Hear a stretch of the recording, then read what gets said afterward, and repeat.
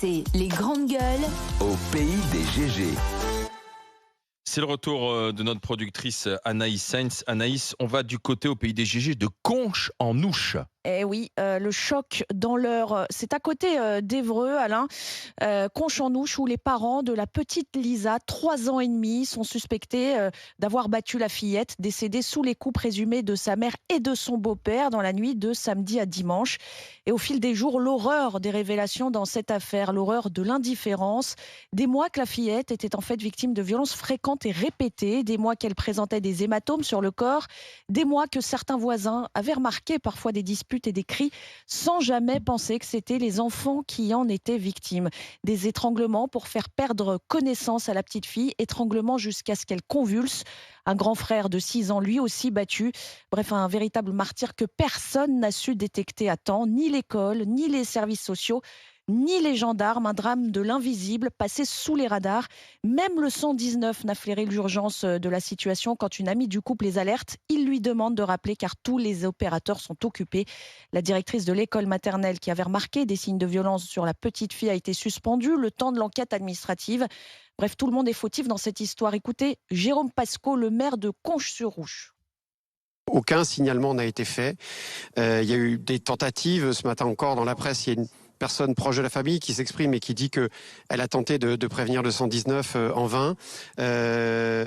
Aujourd'hui, c'est très compliqué d'imaginer qu'il y ait une quelconque responsabilité ou en tout cas d'essayer de l'isoler. C'est une responsabilité collective.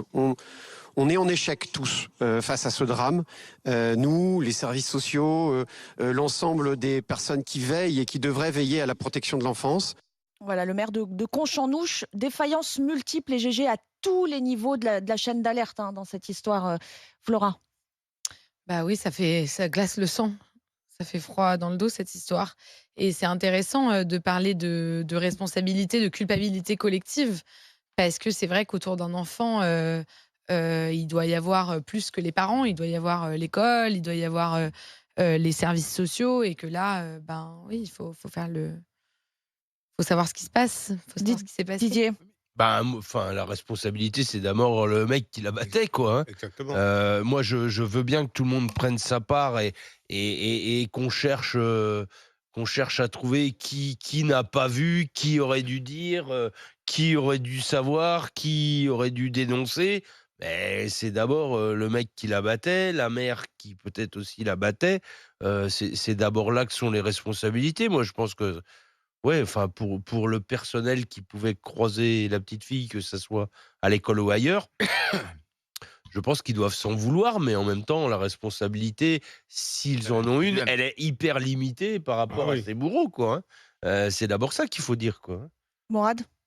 Mais moi, j'ai envie de dire qui sont ces gens, quoi. Qui sont ces gens capables de faire ça? Est-ce qu'ils appartiennent à la race humaine?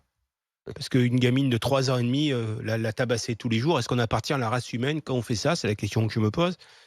Et vous connaissez ma position. Moi, je trouve que dans la prison, il y a quelque chose qui est très dur, c'est l'isolement.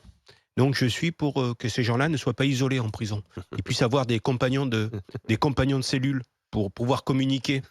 Et je pense que si on faisait ça, il y en a quelques-uns peut-être qui se calmeraient. Parce que c'est bien beau la prévention, tout ça, mais je pense qu'il y a des cas où il faut une véritable répression.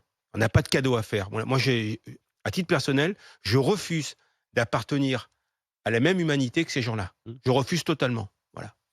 C'est-à-dire, refuse que tes impôts servent. Non, mais je refuse que mes impôts, et j'estime que ces gens-là, je ne fais pas partie de la même race humaine que ces gens-là. Je suis désolé. Je refuse totalement de.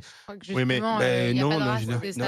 justement, il n'y a pas de monstre parce que malheureusement. Ah si, on peut parler de monstres. Excuse-moi, on peut parler de monstres. Malheureusement, ce sont des hommes et des femmes, et quand même, je suis d'accord. Le premier responsable, c'est le beau-père, la mère qui visiblement a été complice. Il faudra voir à quel niveau elle était complice. Mais il y avait 2 enfants qui étaient 10 ans et 3 ans et demi, et puis à mort. Heureusement, l'enfant de 6 ans est sauvé. Donc déjà, c'est une bonne chose. On va le sauver. Il est sauvé dans quel état? Pris en charge. Quand t'avais tout ça, quelle vie tu as? Quand on confie, les enfants, ils sont confiés quand même à l'institution. On parlait des impôts, on parlait des impôts, etc. On est dans un système où l'État est présent partout, le public, etc. Si la directrice, je suis désolé, a vu des coups, a vu que la fille avait des bleus partout, etc., il y a eu une faute parce qu'aujourd'hui, on doit être super vigilant. Et d'ailleurs, les professionnels de l'enfance doivent l'être. Ils sont formés pour ça. Donc, si elle voit des bleus à répétition, si la petite fille n'est pas là pendant une semaine, on est à la rentrée. Hein, c'est à la rentrée, c'est de septembre. Moi, je suis désolé. Je ne veux pas incriminer parce que je pense que cette directrice doit beaucoup culpabiliser aujourd'hui. Mais néanmoins, il faut s'interroger parce que pendant trop longtemps, c'était pas de vague. On met le parapluie. Vous comprenez, il faut protéger l'institution, etc. En fait, comment imaginer de tels monstres aussi? On a vu avec un autre sujet, le harcèlement scolaire, qu'aujourd'hui, on est en train de pointer du doigt les responsabilités des uns et des autres, et c'est important. Il a raison, Gabriel Attal, parce que trop longtemps, c'était pareil, pas de vagues, oui, mais vous comprenez, etc. Ben, peut-être pour la maltraitance des enfants, à un moment donné, il faut aussi que les adultes, on les mette face à leurs responsabilités. Les adultes à l'école, les voisins aussi, peut-être que les voisins ont entendu des choses. La personne qui a appelé le 119, génial, mais c'était occupé. Le 119 qui Alors, le 119, on nous dit qu'il faut appeler le 119. Mais si quand on appelle le 119, c'est toujours occupé, je suis désolé, il faut prendre la responsabilité du 119. C'est ça. Oui, non, mais le 119, qu'on améliorera les choses. Parce qu'il y aura toujours des enfants battus. Mais on peut peut-être essayer d'éviter. D'en sauver quelques-uns. Mourad, je suis en total désaccord avec ce que tu viens de dire sur la race humaine. Je crois que c'est précisément parce qu'il n'y a pas de race qu'on est tous responsables de la vie des enfants, de nos compatriotes. Et je crois que par le passé, le fait de distinguer les races a prouvé que ça non, mais la race humaine en globalité, jamais rien de bon. Oui, mais en fait, quand tu il y a une seule race humaine. L'humanité, il y a une seule race humaine. Oui, mais en fait, quand tu dis je suis pas de la même race, j'ai pas envie d'être de la même race humaine que ces gens-là. Alors là, on parle de ce qu'il y a de pire, à savoir tuer son enfant.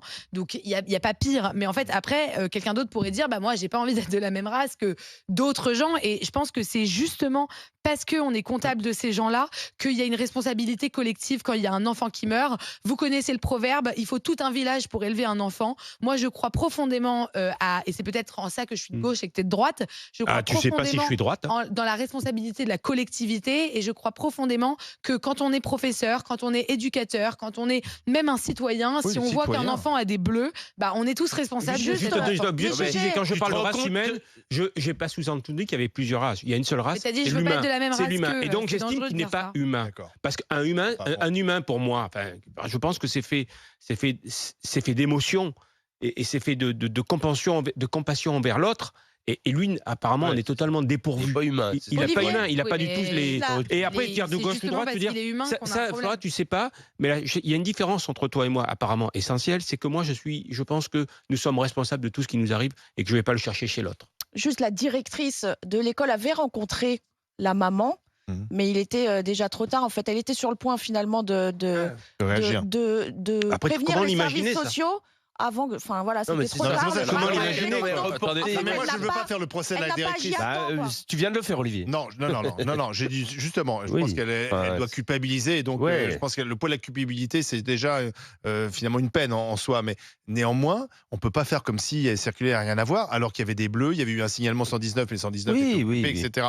Voilà, mais parce que sinon, dans ce cas-là, il y aura d'autres enfants battus qu'on ne sauvera pas. Je veux dire, si on veut en sauver, il faudra savoir si l'ami qui a tenté de joindre le 119. Ensuite, elle a essayé d'aller voir les gendarmes ou d'alerter des services. Parce que si elle appelle SOS Enfance en danger, c'est qu'elle se doute de quelque chose. Forcément, puisqu'elle appelle l'un des services les plus concernés qui soit. Tu vas au bout de la démarche. Anonyme. Donc à ce moment-là, tu vas au bout de la démarche. On te dit, madame, c'est saturé, rappelé. Tu dis, écoutez, il y a peut-être une urgence. Donc à ce moment-là, tu vas voir les gendarmes ou tu appelles les services sociaux.